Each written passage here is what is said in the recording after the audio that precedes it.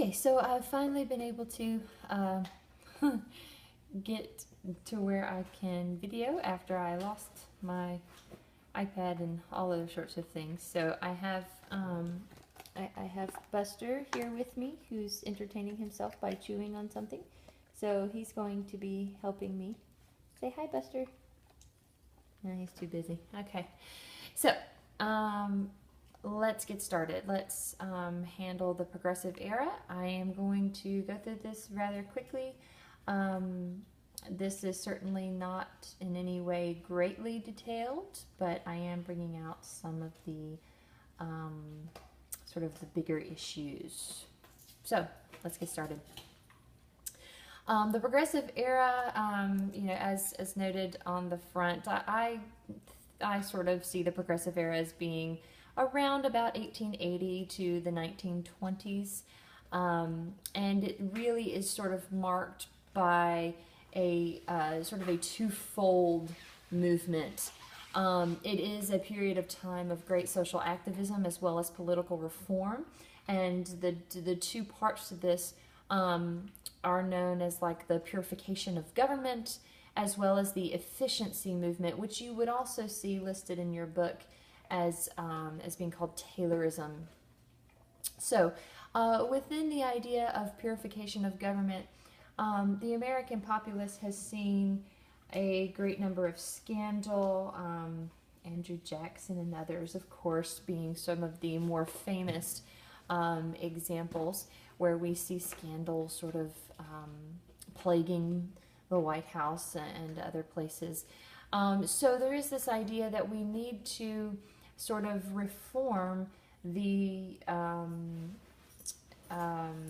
checks and balances that are in place in order to eliminate corruption. There's also this hope that they can undercut the power of political machines. So groups of people who are manhandling politicians, groups of people who are sort of controlling politicians, the hope is that they can remove the power of those different bosses and hopefully get people in office who are there not really because of a desire for power, but out of a desire to help the people, and they're not receiving money from bad sources, and all that kind of stuff.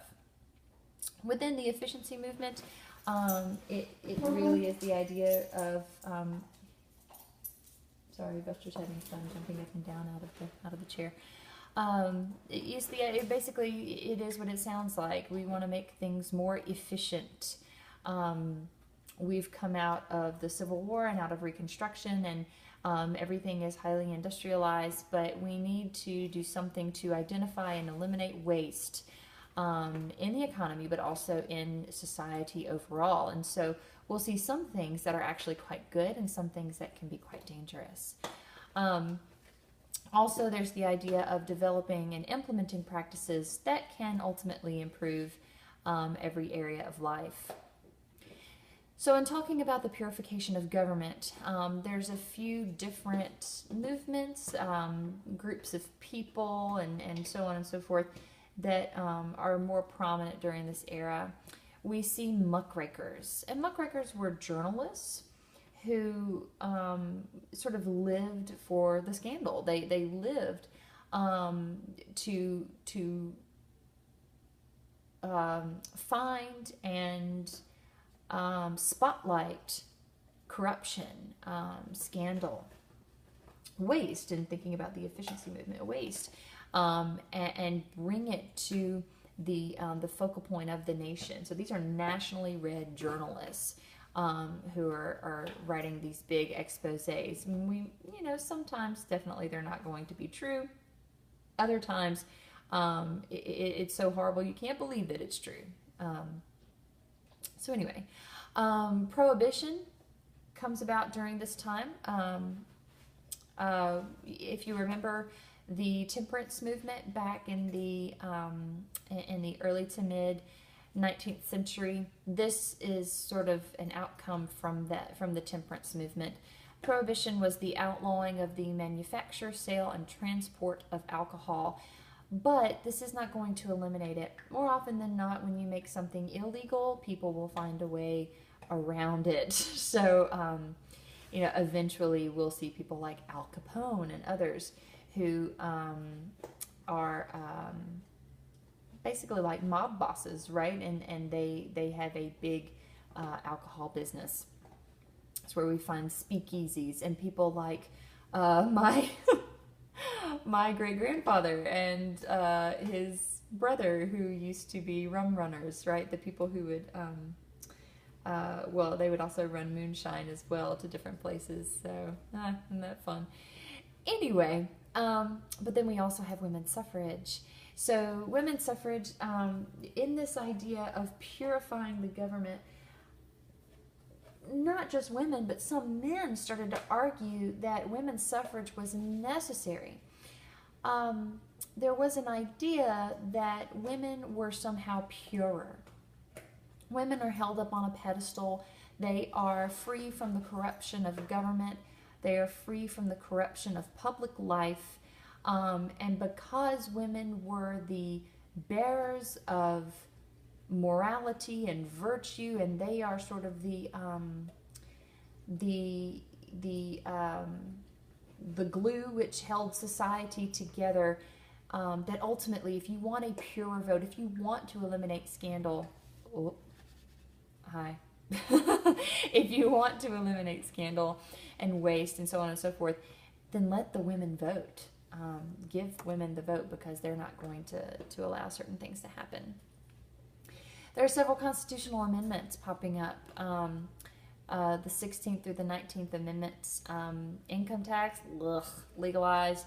Also, the direct election of senators. That's kind of a big deal. Yeah, I'm sorry, we don't have a lot of time, so we're just going to move on. And then we have the 18th Amendment, the Prohibition, which eventually will be repealed, and then 19th Amendment, 1920, giving women the right to vote. Moving forward into the efficiency movement, once again, we're going to see some things that are quite good, and other things that, from the Christian perspective, we would say, ugh, that's it's not exactly the best thing. For education, once again, we saw the social movement in the early to mid 19th century with education reform, and we're starting to see the benefit of that. The Civil War sort of putting a halt to some things. Reconstruction, making progress rather slow, because Southerners in particular are just trying to rebuild. Now we want to sort of bring about the reform efforts that were so successful in the North. They're wanting to bring those about in the South as well. So we see an increase in the number of schools. There's also the start of compulsory schooling, of children being obligated to go to school. And we haven't quite gotten to the point where child labor has been fully outlawed. But this is where we start to see a lot of those different types of reform coming in as well. You don't have to worry about the professionalization of amateur social scientists. I'm sort of taking that out of the notes, so just cross that off. Immigration. With immigration, we see that as people are coming in, as people are traveling into the U.S. of A., Americans think that the best way for immigrants to assimilate is to become Americanized. That whatever culture and society they're coming from is less than being American. So American nationalism is definitely at a high at this point, and we see people losing their cultural identities. And there's this idea that if you speak another language or dress a certain way, go to a certain church, then you're different. And there's definitely some evolutionary ideas that come in as well. With Professor Hunt's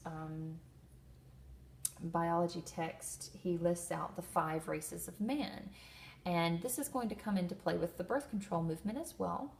So underneath the point of family there, these two things kind of come together. Professor Hunt, in his biology text, we see the 5 races of man. At the very top are those of European descent.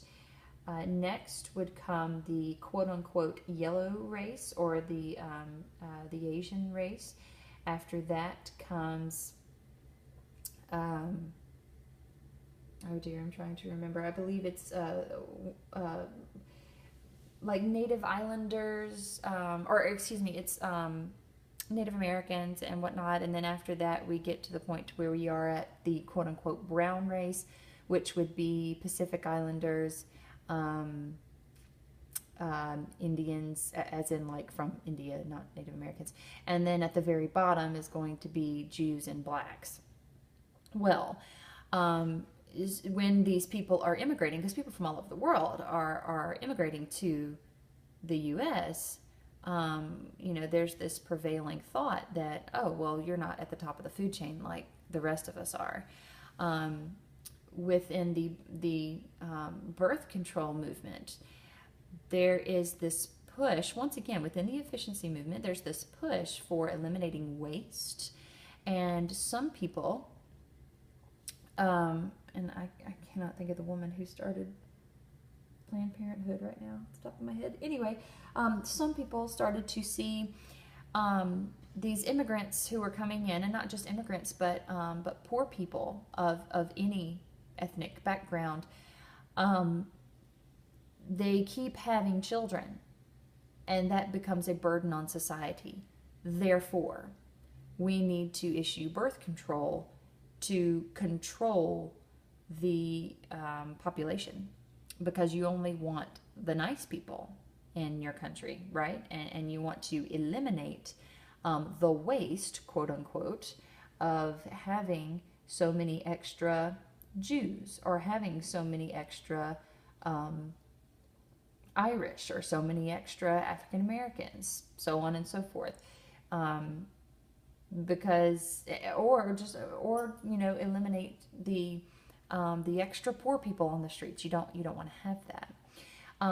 This coincides directly with the eugenics movement. Eugenics means selective breeding, and it's the idea that you can ultimately control natural selection in a way, very much an evolutionary mindset. And we basically, in the U.S., before Hitler ever began the Holocaust, before anybody in the West really started to annihilate whole people groups, the Americans are sort of leading the charge. First with Native Americans. White Americans begin forcing sterilization. So basically forcing them to have vasectomies on the men, so that they cannot produce children, or forcing hysterectomies or tubal ligations on the women, so that they can no longer have children, they can no longer reproduce. There was also a project out at Tuskegee and other places where they would inject African Americans with STDs. One, to see what would happen, but also it's the idea that we need to control particular parts of the population. So again, with the efficiency movement, we see some things as being quite good and other things that are, quite not good. Within labor, labor has, as America has become industrialized, we see the people working within factories being very much taken advantage of. There's extremely long hours with very low pay, and it's just an overall kind of a bad situation. You're in extreme environments from time to time where you are surrounded by dust and smoke and chemicals, by machinery that can kill or maim you or children. And there's always this threat of, will I have a job tomorrow? One, because sometimes certain business ventures were just not as lucrative as others, but it could also be because maybe the boss wants to hire somebody who will work for cheaper. Maybe you opened your mouth a little too much when you were complaining about the low pay. But whatever it was, there would be... Got a friend under here. That's my couch pillow he's laying on. Anyway, so yes, there's this there's a movement among the factory workers and people who make up the cheap labor, or maybe not necessarily cheap labor, but they're making up the blue collar class, let's say. And within this sector of society, we begin to see unions coming about, and they start making some strides. They create voting blocks and all sorts of things. Well, as more and more immigrants begin pouring into the U.S., and especially the Irish during the potato famine and others as well, but as they're coming in, immigrants are willing to work for pennies on the dollar, making it difficult for native-born Americans to get jobs where they can, make more money and money that they see is good for the labor that they're doing. So because of this cheap immigrant labor, we see unions really sort of upping the ante. When this happens, bosses, employers, they start to kind of like hire thugs. They'll hire spies, different people to go in to find out who are the leaders. People will get beat up, they'll be threatened, they lose their jobs, all sorts of things happen. It's really just a not a very good situation. But when when people are threatened and when jobs are threatened and people are beat up, sometimes killed, sometimes you have a group of people who say, you know what, it's just not worth it. But there are others who say, oh no, we're going to fight for this because this isn't right. So an example is going to be the Haymarket Affair. In Haymarket Square, I believe in Chicago, I can't quite remember off the top of my head, I believe it was Chicago. Anyway, there's a group of people who are peacefully protesting low wages and bad wages. And so the police are there making sure that everything is going to stay calm and whatnot. Well, somebody decides to throw a bomb, and nobody knows who, but of course members of the union are blamed. It could have been somebody hired, if you want to fall into conspiracy theories. It could have been someone who was hired by the bosses to do it, or it could have been one of the members of the union, or it could have just been anybody who wanted to say, I don't know, shake things up a little bit. But honestly, we don't know. So the bomb goes off, a couple of people are killed, and there's several of the leaders of the union were arrested, some of them executed, some of them imprisoned for quite a long time. We start to see the unions gaining a foothold really in 1886, with the American Federation of Labor really becoming the first national and nationally recognized union. So that is a big point for the union. So to begin with, unions are actually doing quite a bit of good in attempting to help protect people. Over time, they do tend to change. Okay, let's just move forward. Let's talk about race relations in progressive America. Segregation, everything that comes after Reconstruction, it's, same song, different tune kind of thing.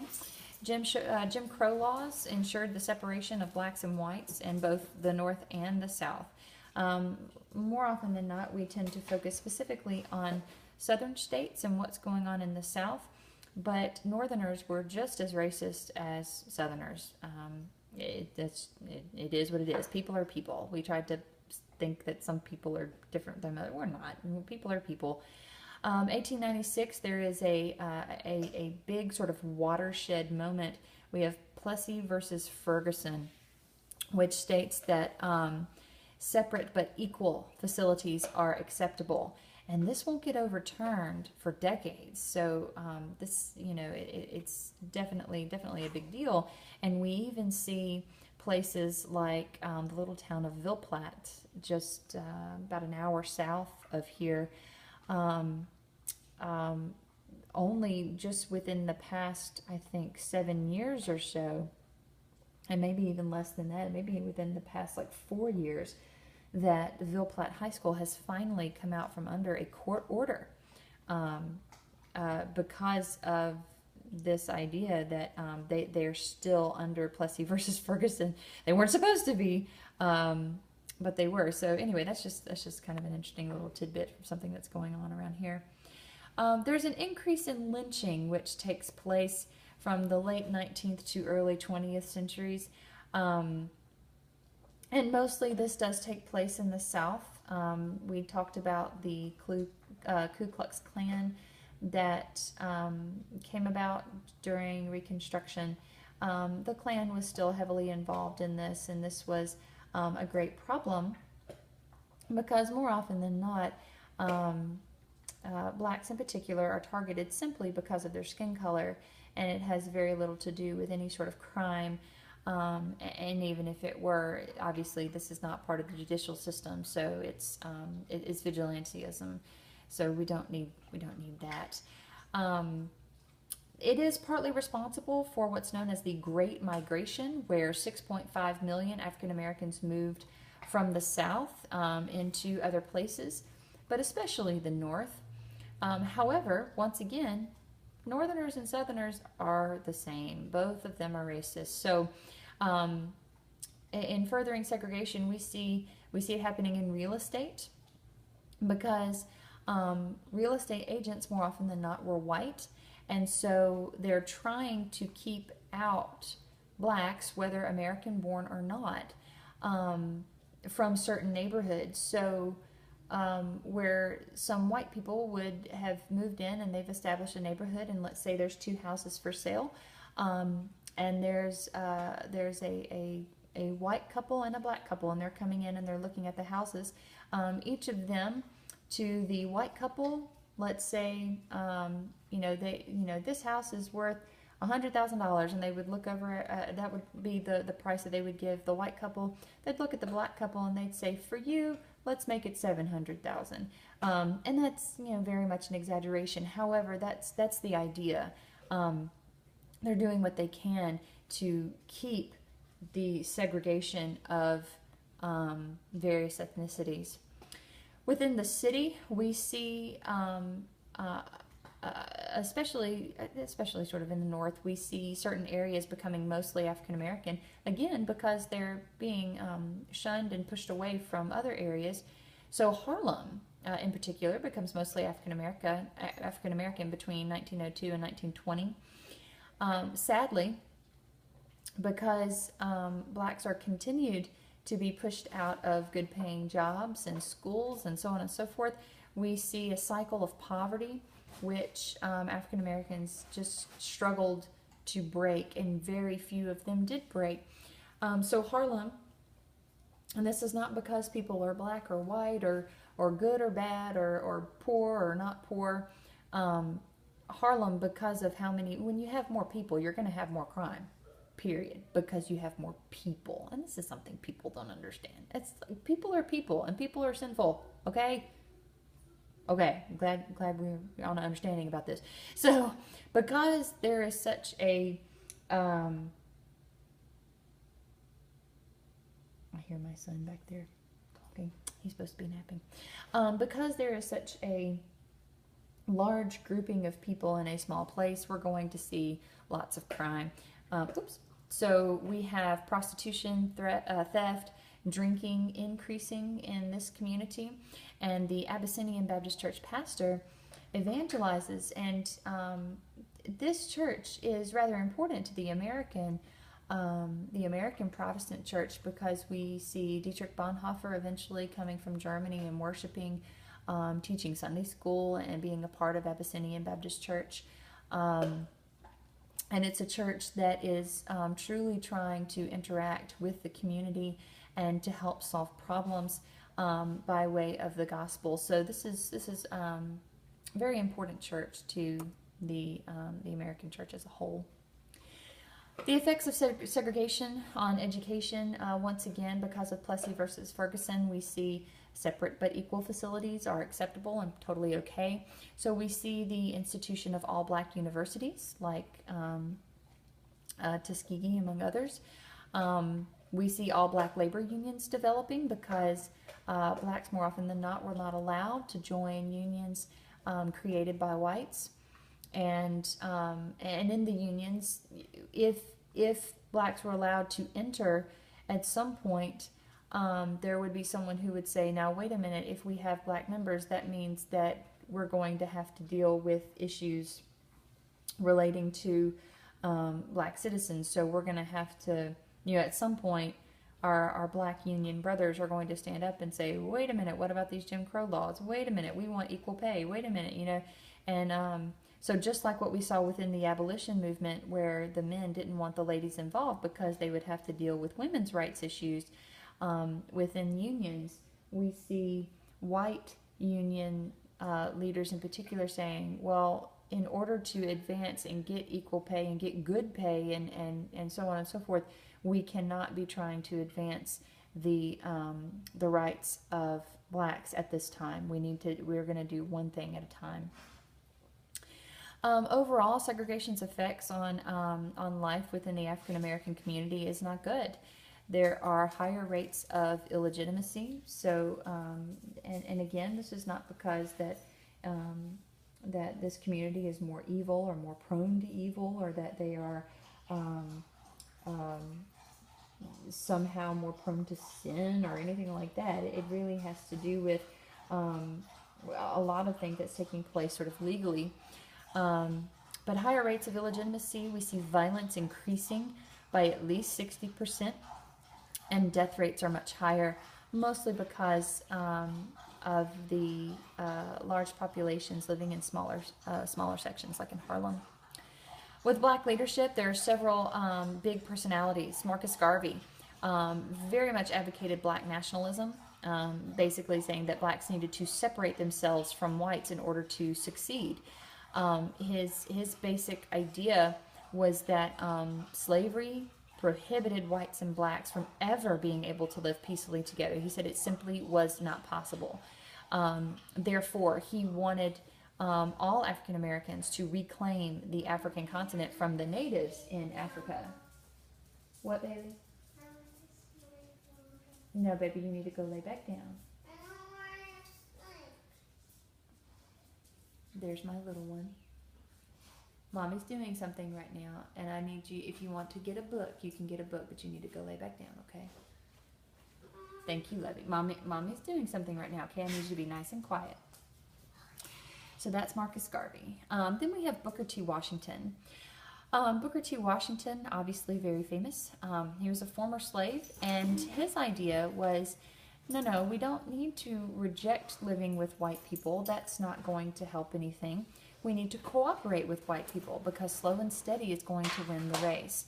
But in response, for blacks working with whites peacefully, whites needed to eliminate certain things such as lynching and segregation, that without ending those two problems, that cooperation would be long in coming and would be very difficult. Then we have W.E.B. Du Bois, who was a part of what was referred to as the Talented Tenth. He was a highly intelligent and Ivy League educated man, The talented 10th was a black intellectual and economic elite who could, and it was thought that they could carry the other 90% for full citizenship. Du Bois was in many ways kind of an elitist, but again, he's just a brilliant man. He was one of the co-founders of the NAACP, the National Association for the Advancement of Colored People, a civil rights organization. But one of the other leaders, Du Bois actually left out. Her name was Ida B. Wells. Ida B. Wells is one of my personal heroes. I happily very much like Ida B. Wells and enjoy reading about her and reading things from her. She was a teacher, but she was fired for protesting the bad facilities of the school that she taught at. She said that, according to Plessy versus Ferguson, that separate but equal facilities, that they did not have equal facilities, and therefore, they needed to have better facilities. So she was fired for this. And then she became a journalist, and she really started writing a lot about the ills of segregation, and also she fought to eliminate lynching. The image that I have at the bottom of this slide is a very graphic image. It's an image that that can turn your stomach, but basically the image is if you pull up PowerPoint, I believe this is PowerPoint 8. I believe. When you look at this image, it's a bunch of people, all white, standing on this bridge, and they're taking a picture for a postcard. This is going to go on a postcard. But down at the bottom, hanging underneath the bridge, are at least 2 people who've been lynched. If anybody understood the ills of segregation and the terrifying aspect of lynching, it was going to be Southern blacks. And Ida Wells understood it and wrote about it. She did help to co-found the NAACP, but was left out of getting credit for that, mostly because she was a woman. So to finish up our talk about progressive America, let's talk about imperialism with Teddy Roosevelt. Imperialism being the idea that you spread out, you gain more land, basically by taking it. In Cuba, there are several revolts taking place, and there are reports of Spanish atrocities, massacres and looting and rapes and all that kind of stuff, which make Americans very angry, because if you think back to the Monroe Doctrine, Western powers were supposed to, sort of hands off, stay away. A battleship, a U.S. battleship, the Maine, mysteriously, we might could put that in quotation marks, mysteriously sunk in Havana Harbor. Darling, you need to go lay down, okay? I'm tired. Well, baby, you may not be tired, but you still have to rest, okay? Go get a book and lay down. I don't want you to mess with this because mommy's taking some video right now. Okay. I know. Well, if you want to stay here, you're gonna have to learn about Teddy Roosevelt. Okay. Be nice and quiet. You can sit with Buster.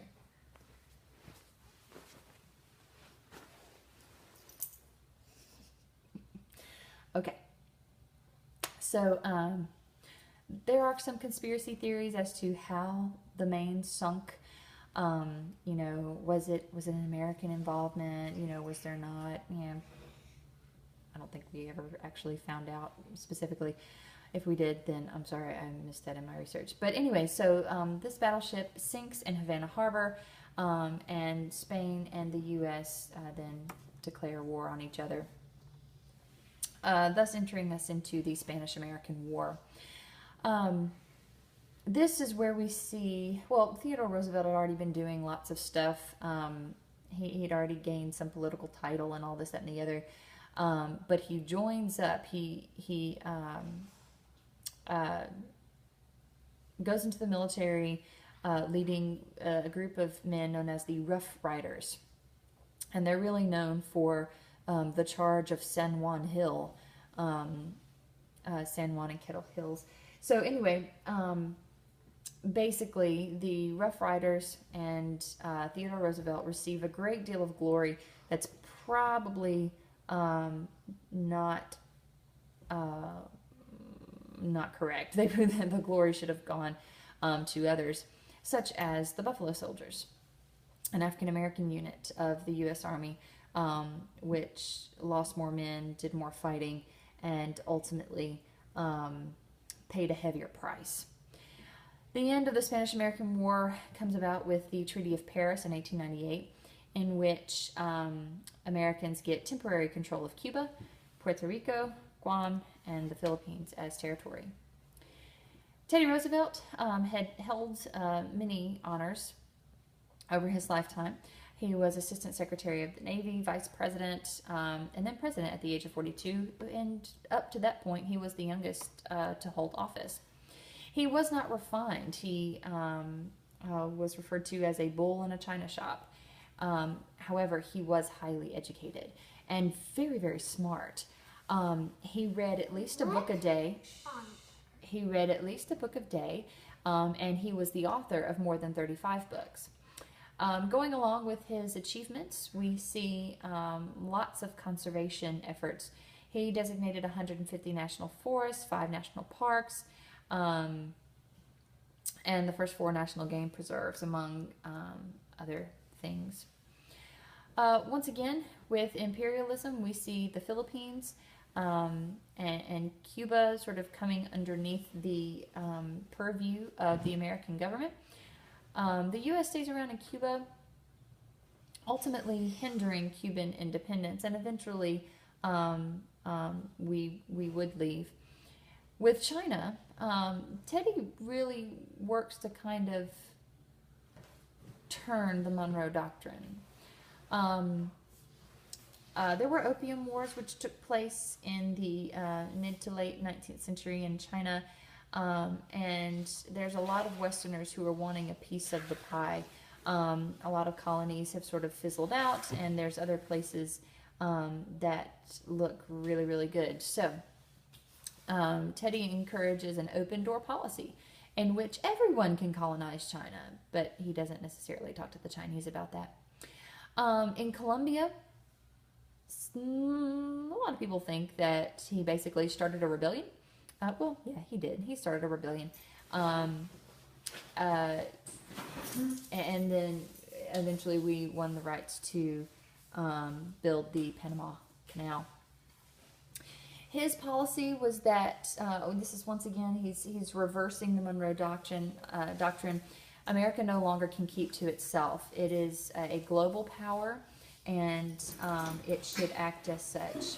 He also expanded presidential power and responsibilities more than any other, more than what it had been other presidents, and he basically established a precedent for modern presidents. He interacted with several international powers as a diplomat, and even helped to bring a peace treaty between the Russians and the Japanese during the Russo-Japanese War. So did lots of different things. He's mostly known for, hold on just a second, baby. He's mostly known for saying an African proverb, which was one of his favorites: "Speak softly and carry a big stick, and you will go far." So Teddy, I don't know. He's sort of an iconic figure of American history. He's not necessarily my favorite, but we can talk more about that another time. So this was a very quick run through. Again, I hope you're doing your supplemental reading, and if you have any questions, just shoot me an email.